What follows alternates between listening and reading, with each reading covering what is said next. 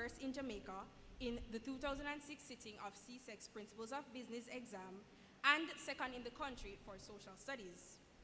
He was a writer for the Teen Herald and a youth political commentator on CVM television. In his final year at St. Jago, Mr. Brown served diligently and as Regional Vice President of the National Secondary Students' Council. Upon graduating Victorian, he taught history at St. Jago High for one term before moving to Miami, Florida in 2009 to pursue undergraduate studies at St. Thomas University. At St. Thomas University, Mr. Brown was a student government senator, president of the Caribbean Students Association, a member of the President's Leadership Circle, and was recognized as Resident Advisor of the Year. He graduated valedictorian and was honored as Student of the Year in 2011 with summa cum laude honors. He went on to represent the interests of past students in Washington, D.C. when he returned to Jamaica later in 2011 after completing his undergraduate studies, later to become a producer and broadcast journalist covering Parliament and other national events. He was also a news presenter on Live at 7 and Hot 102. 1 year after joining CVM, he received the Press Association of Jamaica's Young Journalist of the Year award. During his time in Jamaica, Mr. Brown also served in a senior communications role at the then Ministry of Transport, Works and Housing, working closely with the ministers, ministry executives, and officials at the Office of the Prime Minister.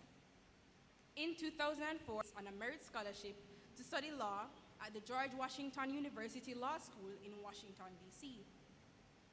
At GW Law, Mr. Brown was a student advisor, executive member of the Black Law Students Association, and for the American Intellectual Property Law Association Quarterly Journal.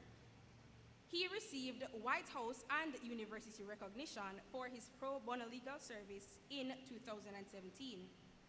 Currently, Mr. Brown is a commercial real estate and college sports law attorney at Goldstone and Stores in Washington, D.C., and I'm sure he wouldn't mind teaching us how to act in loco advocatus, which is Latin for in the role of an attorney. For clients from across the United States in major acquisitions, dispositions, recapitalizations, and mortgage financings.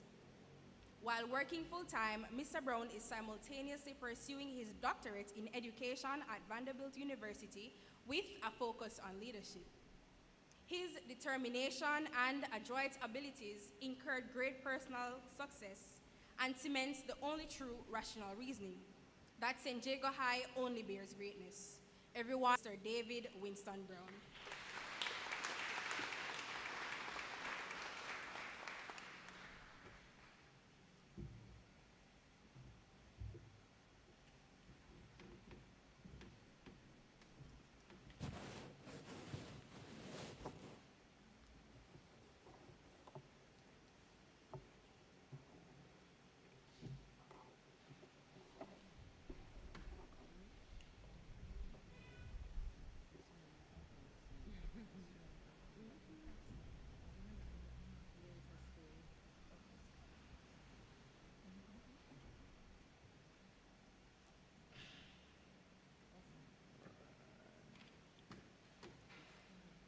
Thank you, Ms. Usherwood. Masters of Ceremony, Ms. Melissa Castle and Mrs. Stacy Ann Forshaw, Mrs. Tracy Ann Lynch, Education Officer, Ms. Alyssa Grant, Chairman of the Board of Trustees, Mrs. Colette Furtado Price, Principal, Mrs. Antoinette Wright Dallin, and Mrs. Corrine James Barnett, Vice Principals, Mrs. Sandra Swire Watson, Past Principal, Ms. Ardeen Jones, and Mr. Michael Yee-Sing, former Vice Principals, graduates, parents, us online. Good afternoon. The number 13 is usually viewed as an unlucky number with many attaching superstitious beliefs. However, for me, it represents the number of years that I graduated from St. Jago High School, and in my 13th year, I find myself to be truly honored and privileged to have been asked to be your guest speaker. 13 years ago, I stood on the grounds of our beloved school as the valedictorian and declared that there's no need to worry because what I'm about to say was going to be as short as I was. The same holds true today. I haven't grown much since, so let's see how brief my remarks will be. Let me use this opportunity to thank Madam Principal and Vice Principal James Barnett for extending this invitation to speak. Mrs. Barnett taught me econ in sixth form. Let me also say that I'm delighted to see Mrs. Watson, who was in her first year as principal when I was head boy, and I'm thrilled to see the faces of administrators and teachers who served and taught during my tenure at St. Jago. Now, I could spend the limited time that I have to talk to you about how you have had to learn during a stressful, chaotic pandemic that has resulted in job losses for your parents and loved ones, that resulted in diminished zeal on the part of some with respect to learning, and that has resulted in you facing anguish over what the future holds. How will this pandemic affect scholarship opportunities, your ability to study overseas, and how will it impact your drive to succeed? Now, there are no easy questions, but there's a simple